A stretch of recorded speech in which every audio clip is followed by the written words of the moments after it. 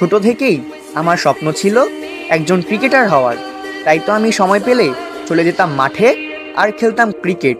এমনকি মাঝে মাঝে আমি ঘুমের মধ্যেও স্বপ্ন দেখতাম যে আমি ক্রিকেট খেলছি।